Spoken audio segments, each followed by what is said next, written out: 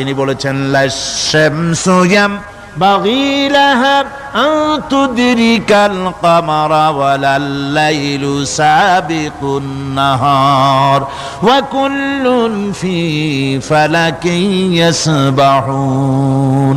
প্রবল জ্ঞানী হইবে যাহারা, আপন মনেতে বুঝিবে তাহারা।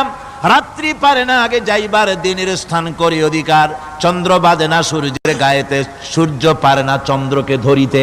যার যে স্থান বহাল রাখিয়া ভ্রমণ করিছে খোদাকে ডরিয়া। আল্লাহ রাব্বুল আলামিনকে ভয় করে সব ঘুরছে। চাঁদও ঘোরে, সূর্য ঘোরে, মঙ্গল ঘোরে, ইউরেনাস ঘোরে, বৃহস্পতি ঘোরে, পৃথিবীও ঘোরে। সব ঘুরছে তো ঘুরছেই, বন বন করে ঘুরছে একটা নির্দিষ্ট কক্ষপথে, আপন আপন কক্ষপথে ঘুরছে, যার ফলে অ্যাক্সিডেন্ট হয় না। সুবহানাল্লাহ, জোরে বলেন সুবহানাল্লাহ। নির্ধারিত কক্ষে ঘুরছে, নির্ধারিত কক্ষে ঘুরছে। এর কক্ষগুলি আল্লাহ পাক ঠিক করে দিয়েছেন, সেই কক্ষে ঘুরতেছে, একে অপরের পথ অতিক্রম করতেছে না। আবার ওই মহাশূন্যের ভেতরে রয়েছে black hole. Black hole, black hole কি? ব্ল্যাক হোল হচ্ছে একটা বিরাট অন্ধকার গহ্বর, একটা মৃত্যুকূপ। এত বড় বিরাট ব্ল্যাক হোল মহাশূন্যে আছে, বিজ্ঞানীরা হয়রান হয়ে গেছে। তার এত বড় শক্তি, সে শুধু তারা খায় না, কোন তারকা ঘুরতে ঘুরতে যদি তার কাছে এসে যায় তারাকে খেয়ে ফেলে। কোন আলো যদি কাছে আসে, আলো শুষে নিতে নিতে আলো যার থেকে এসেছে সেটাকেও শেষ করে ফেলে। এ ধরনের একটা দারুণ আকর্ষণীয় শক্তি তার মধ্যে আল্লাহ সৃষ্টি করেছেন। একটা ব্ল্যাক হোল আছে মহাশূন্যের ভিতরে। সূর্য, চন্দ্র, গ্রহ, নক্ষত্র, যে সূর্য পৃথিবীর চাইতে 13 লক্ষ গুণ বড়, এমন 2 কোটি সূর্য খাইয়া হজম করতে পারে এত বড় ব্ল্যাক হোল আল্লাহ তৈরি করে রেখেছেন মহাশূন্যের উপরে। রয়েছে মিল্কি ওয়ে, রয়েছে গ্যালাক্সি, অন্তত 10,000 কোটি, 10 সহস্র কোটি তারকা দিয়ে সমৃদ্ধ গ্যালাক্সি মিল্কি ওয়ে, যেটা অন্ধকার রাত্রে, তারকা সজ্জিত রাতে উত্তর দক্ষিণ দিকে টানা একটা পথের মতো দেখা যায়। এটা হচ্ছে গ্যালাক্সি, এইটাকে বলা হয় মিল্কি ওয়ে। এটা হচ্ছে ছায়াপথ। অসংখ্য তারকা এর মধ্যে রয়েছে। কত বড় বড় তারকা, অনেক দূরে। তাই আমরা দেখি বিন্দু বিন্দু, আসলে কি বিন্দু না। কত বড় জানেন? বিজ্ঞানীরা বলেছেন দৈত্যের মতো বিরাট বিরাট তারকা আছে, যে সূর্য পৃথিবীর চাইতে 13 লক্ষ গুণ বড়। এরকমের সূর্যের অন্তত 3 কোটি সূর্য খাইয়া হজম করতে পারে এরকম অসংখ্য তারকা মিল্কি ওয়ের ভিতরে আল্লাহ সৃষ্টি করেছেন। সুবহানাল্লাহ বিহামদি, সুবহানাল্লাহ। আর মানুষ লাফায়, 4 আঙ্গুল মানুষ খালি লাফ দেয়, মোষ কতগুলো রাখিয়া। কোন আনন্দে লাফা, কি শক্তি তোমার! মহাশূন্যের তুলনায় এই পৃথিবীর অবস্থান কি জানেন? এই জন্য যত বেশি পড়াশোনা করবেন মাথা নত হয়ে যাবে। কমিউনিস্ট হয় ছাগলেরা, বুদ্ধিমান কোনোদিন কমিউনিস্ট হয় না। কারা কমিউনিস্ট হয়? ছাগলগুলি, যাদের আকল নাই, যাদের জ্ঞান নাই, বুদ্ধি নাই, ওরাই কমিউনিস্ট হয়। কোন চিন্তাবিদ, কোন বিজ্ঞানী কমিউনিস্ট হয় না। মাথা নত হয়ে যায়, আল্লাহর এই সৃষ্টি দেখে পাগল হয়ে যায়। নিঃসন্দেহে আল্লাহ আছেন, নইলে পরে এগুলি হয় কি করে? আমি চিন্তা করে পাই না কমিউনিস্ট হয় কেমনে, কতখানি পাগল হইলে হয়। ছোট্ট একটা রুমাল দেখলে মনে করি কোন তাঁতি এটারে বানাইছে। একটা এই কি জানি কয় মাইক দেখলে মনে করি কেউ এটাকে বানাইছে। টেবিল দেখলে মনে করি কেউ বানাইছে। ফ্রিজ দেখলে মনে করি বানাইছে কেউ। একটা সুই দেখলে মনে করি কেউ এটাকে বানাইছে।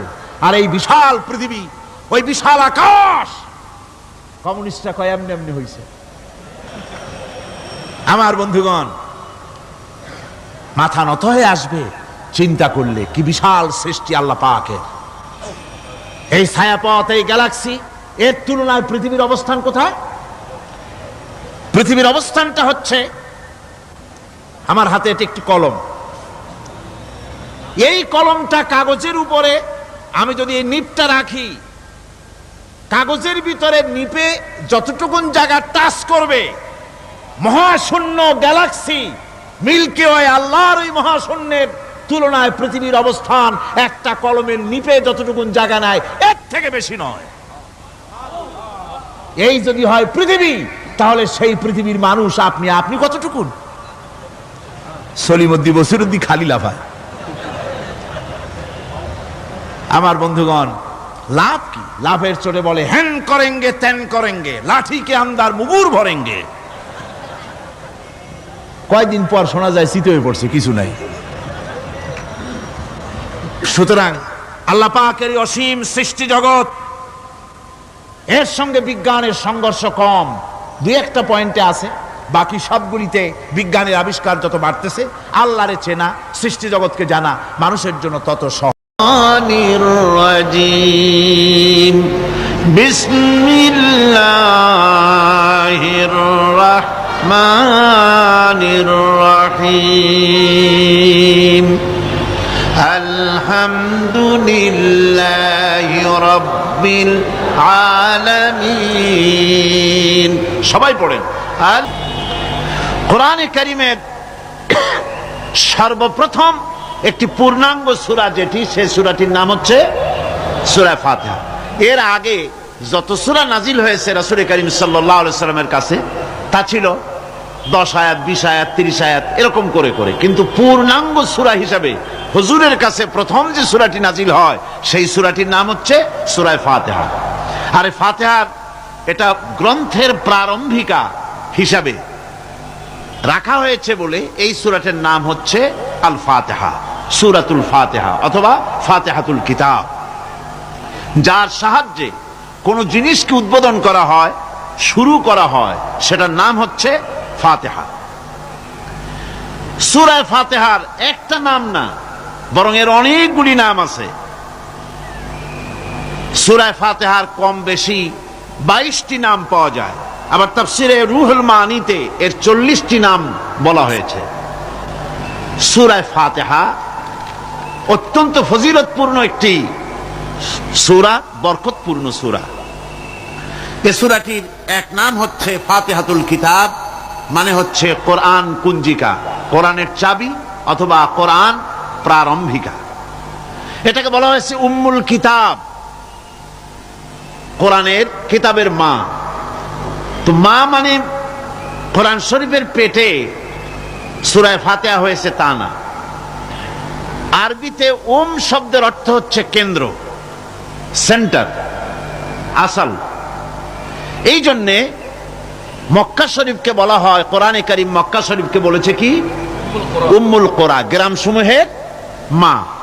সারা পৃথিবীর সমস্ত জায়গা থেকে, শহর গঞ্জ গ্রাম থেকে লোকেরা এখানে এসে একত্রিত হয়, সেজন্য এটার নাম রাখা হয়েছে উম্মুল কোরা। আবার সেনাবাহিনীর পতাকাকে বলা হয় উম্মুন,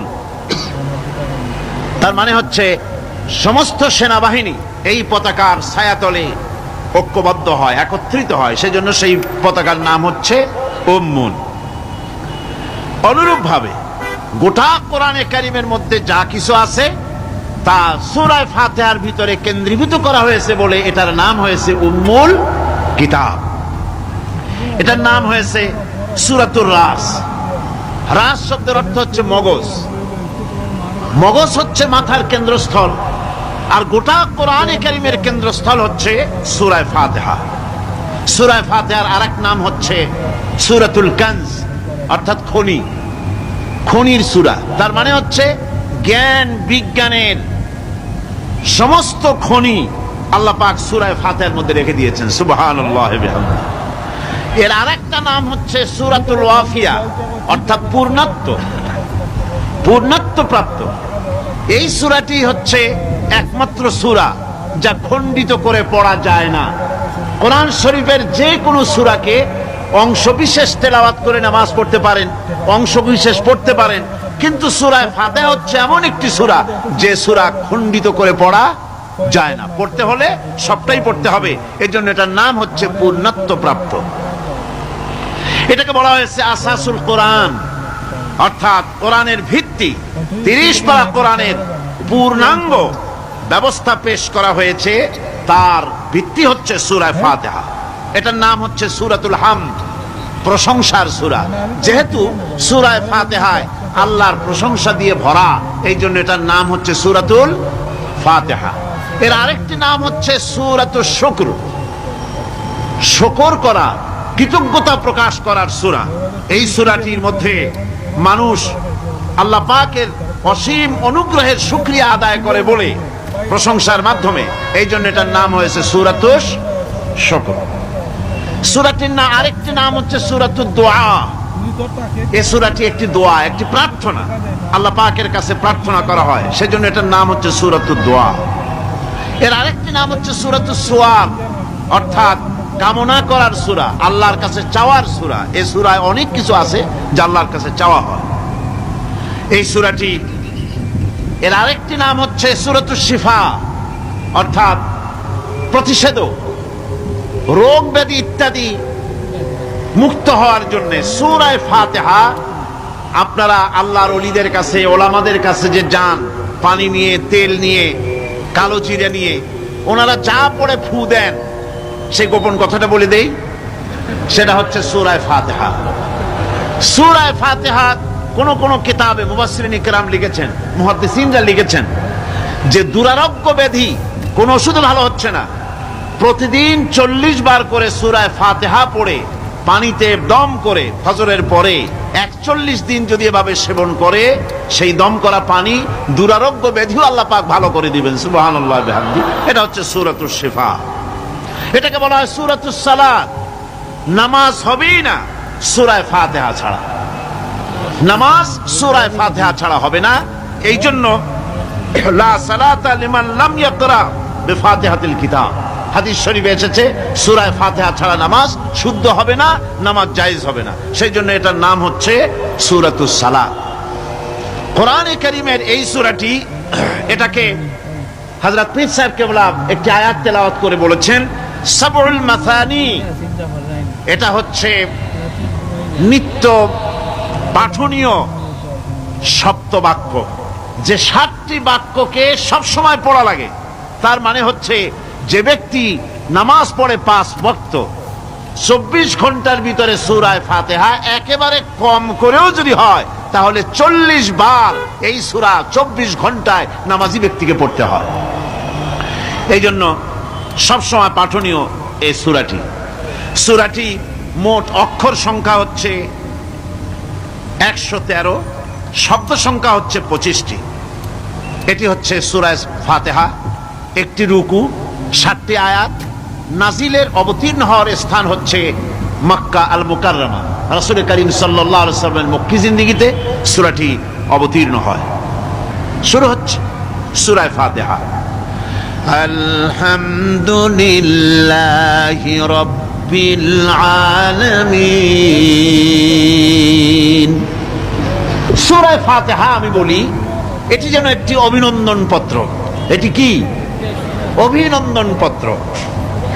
বান্দা দিচ্ছে তার রবকে, রবের ভাষায় শেখানো অভিনন্দন পত্র বান্দা তার রবকে প্রকাশ করছে, দিচ্ছে। অভিনন্দন পত্রে 3টা জিনিস থাকে, আপনারা লক্ষ্য করে শুনলে বুঝতে পারবেন ইনশাআল্লাহ। একবার ভাবুন যে কত বড় কথা, 30 পারা কোরআনের মধ্যে যা আছে তার সবটা আল্লাহ পাক তার সারাংশ সূরা ফাতিহায় ঢুকাইছেন।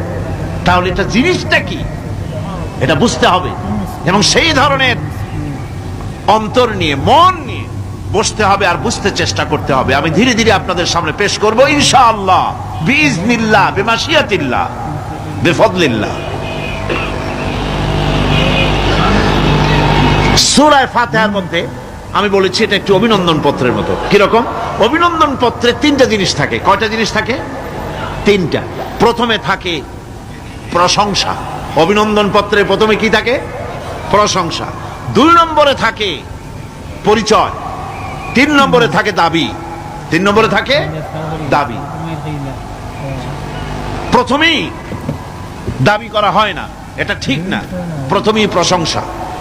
সমস্ত অভিনন্দন পত্র আপনারা দেখবেন, মন্ত্রী আসুক, প্রেসিডেন্ট আসুক, অভিনন্দন পত্র পেশ করা হয়, সুন্দর ভাষায় লেখে, হে সংগ্রামী জননায়ক,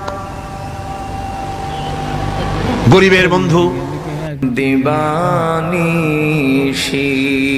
মন রে আমার আর দিও না যন্ত্রণা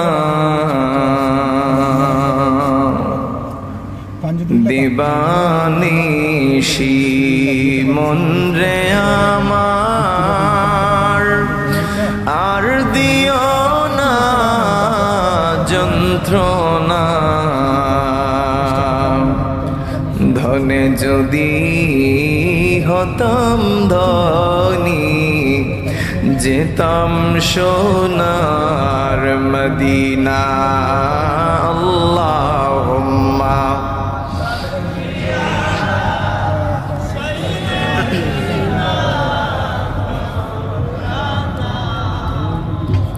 وعلى آل سيدنا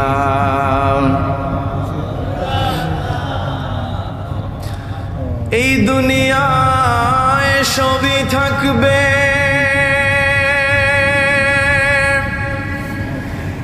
আমরা একদিন থাকব না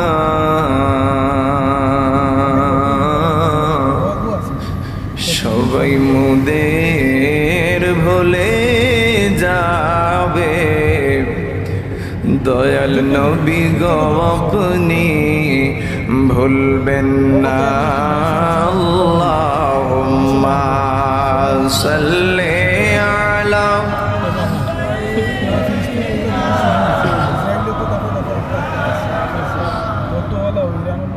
ওয়ালা আলি সাইয়্যিদিনা